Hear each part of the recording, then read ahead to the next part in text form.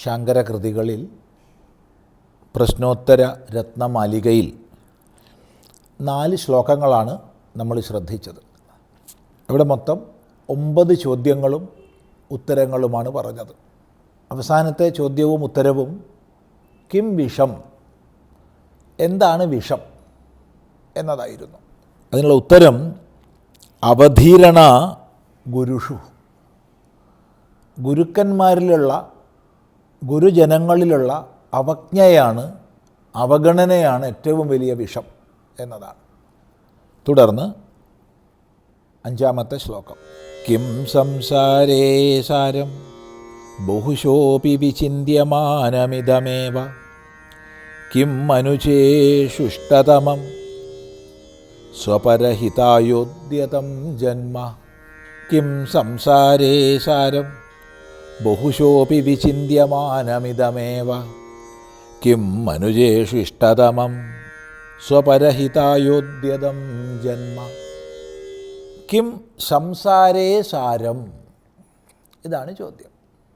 സംസാരേ സാരം കിം, സംസാരത്തിൽ എന്താണ് സാരം? സംസാര ശബ്ദം നമ്മൾ നേരത്തെയും ചിന്തിച്ചിട്ടുണ്ട്. ജനന മരണങ്ങളുടെ ആവർത്തനം, അജ്ഞാനകാര്യമായി ശരീരാദ്യുപാധികളിലുള്ള താതാത്മ്യം കൊണ്ട്, കർമ്മങ്ങളിലുള്ള ഞാനെന്നും എൻ്റെ എന്നുമുള്ള അഭിമാനം കൊണ്ട്, കർമ്മങ്ങളാൽ ബദ്ധരായി ജന്മങ്ങളിൽ നിന്ന് ജന്മങ്ങളിലേക്ക് കറങ്ങേണ്ടി വരുന്ന നിരന്തര യാത്രയാണ് സംസാരം. സൃ ഗതൗ, സൃ കുട്ടിലായാം ഗതൗ എന്നീ ധാതുക്കളിൽ നിന്നാണ് സംസാര ശബ്ദം നിഷ്പന്നമാകുന്നത്. അപ്പോൾ കുടിലഗതിയോടൊത്തത് അഥവാ നിരന്തരഗതിയോടൊത്തത്, പുനരഭിജനനം പുനരഭിമരണം എന്നുള്ള ക്രമത്തിലുള്ളതാണ് സംസാരം. അപ്പോൾ അവിടെ ഈ സൃ ഗതൗ എന്നുള്ള ധാത്വർത്ഥമൊക്കെ മാറ്റി ചിന്തിച്ചാൽ സംസാരം എന്നാണ് ശബ്ദം. സമ്യക്കായ നല്ലപോലെയുള്ള സാരത്തോടു കൂടിയത്. ഈ ശബ്ദം കേൾക്കുമ്പോൾ അവിടെ ഉണ്ടാകുന്ന സംശയമാണ്, സംസാരേ സാരം കിം, സംസാരത്തിൽ സാരം എന്താണ്? സംസാരത്തിൻ്റെ സാരഭൂതമായത് എന്താണ്? ഇവിടെ ഉപനിഷത്ത് സംസാരമേവ നിസ്സാരം എന്ന് പറയുന്നുണ്ട്. സംസാരം നിസ്സാരം തന്നെയാണ്, സാരമില്ലാത്തതാണ്. ഭഗവാൻ ഭാഷ്യകാരൻ തന്നെ ഭാഷ്യത്തിലൊരിടത്ത് കദളീസ്തംഭവത് അസാരഹ എന്ന് പറയുന്നുണ്ട്.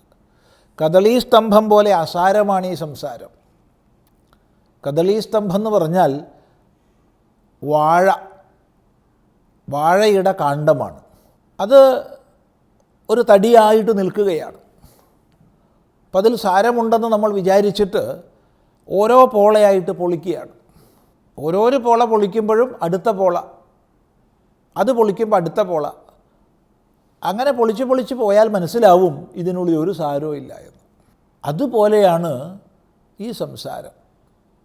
എൻ്റെ നിൻ്റെ, ബന്ധുത്വം ശത്രുത്വം, ഇങ്ങനെയുള്ളതായ ഭാവങ്ങളെ കൊണ്ട് പലവിധ വിഷയങ്ങൾ, ശബ്ദസ്പർശ രൂപരസഗന്ധാത്മകങ്ങളായിരിക്കുന്ന വിഷയങ്ങൾ കെട്ടിപ്പൊതിഞ്ഞ് കേമമാണല്ലോ എന്ന രീതിയിൽ ആകർഷണീയമായി കാണിക്കപ്പെടുമ്പോൾ എന്തൊക്കെയോ ഉണ്ടെന്ന് തോന്നുകയാണ്. സ്ഥാനമാനങ്ങൾ, പദവികൾ, അത് ഇത്. പക്ഷേ എന്താണ് അതിൻ്റെ സാരമെന്ന് നിരൂപണം ചെയ്യുമ്പോൾ ഒരു സാരവും ഇല്ല എന്ന് മനസ്സിലായി. ഇത്രയേ ഉള്ളൂ എന്നുള്ള തുച്ഛത്വ ബുദ്ധി വന്നു. സംസാരമേവ നിസ്സാരം. എങ്കിലും സംസാരം എന്നാണല്ലോ ശബ്ദം. അവിടെ നിന്നാണ് ഈ ചോദ്യം വരുന്നത്, എന്താണ് ഇതിൻ്റെ സാരം? അപ്പോൾ പറയുകയാണ്, ബഹുശഃ ചിന്ത്യമാനം അപ്പി ഇദമേവ. ബഹുശഃ ചിന്ത്യമാനം, പല പ്രകാരത്തിൽ ചിന്തിക്കപ്പെടുന്നത്, പല പ്രകാരത്തിൽ ചിന്തിക്കപ്പെടുമ്പോഴും ഇദമേവ, ഇത് തന്നെയാണ്, ഈ സംസാരം തന്നെയാണ്, ഇത് തന്നെയാണ് അതിൻ്റെ സാരം. എന്താണ് ഇത് തന്നെയാണ് അതിൻ്റെ സാരം എന്ന് പറഞ്ഞാൽ? വളരെ ചിന്തിക്കേണ്ടതാണ്. നമ്മൾ സംസാരമുണ്ട് എന്ന് പറയുന്നു, സംസാരമുണ്ട്, ഇതുണ്ട്, മറ്റൊന്നിനെ കൊണ്ട് ഇതുണ്ട്. ഈ സംസാരത്തിൽ മുഴുവൻ തന്നെ ഇത് അത്, ഇതം അധഹ, ഇത് അത് എന്നുള്ള രീതിയിൽ വിഭക്തമാണ്. ഇതെന്ന് പറയുന്നതും അതെന്ന് പറയുന്നതും ദേശത്താലോ കാലത്താലോ അകന്നിരിക്കുമ്പോഴാണ്. എന്നാൽ അതെന്ന് പറഞ്ഞ വസ്തുവെ സമീപിക്കുമ്പോഴോ അതും ഇതായി. അങ്ങനെ ഇതം ശബ്ദാർത്ഥമായിട്ട്, ഇതം എന്നുള്ള ശബ്ദത്തിൻ്റെ അർത്ഥമായിട്ട് എന്തെന്ത് ഉണ്ടെന്ന് പറയപ്പെടുന്നുണ്ടോ, ഈ ഉണ്ടെന്ന് പറയപ്പെടുന്ന ഇത് തന്നെയാണ് സംസാരത്തിൻ്റെ സാരം. അതെന്താണ്? ഇതാണ് നമ്മൾ വിചാരം ചെയ്യേണ്ടത്.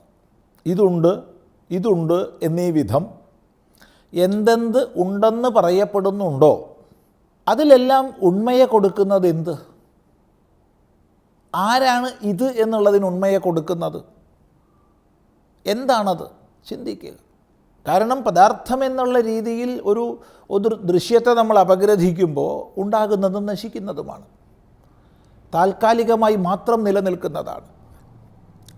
അപ്പോൾ ഉണ്ട്, ആകുന്നു എന്ന് പറയപ്പെടാൻ ഹേതുവായിട്ട് ഇത് എന്ന് എന്താണുള്ളത്? ഈ സംസാരം ഉണ്ട് എന്ന് നമ്മൾ പറയുന്നു, ഇത് സംസാരം, അഥവാ ഈ സംസാരമുണ്ട് എന്ന് പറയുന്നു.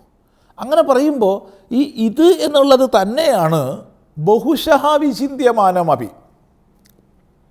ബഹുശഃ പല പ്രകാരത്തിൽ, വിചിന്യമാനം വിശേഷേണ ചിന്തിക്കപ്പെടുമ്പോഴും ഈ സംസാരത്തിൻ്റെ സാരമായി നിൽക്കുന്നത് ഇത് തന്നെയാണ്. താത്പര്യം എന്ത് ഉള്ളതിനാൽ എല്ലാം ഉള്ളതായി ഭാസിക്കുന്നുവോ ആ ഏകമായ അദ്വിതീയമായ ഉണ്മ തന്നെയാണ് ഈ സംസാരത്തിൻ്റെ സാരം.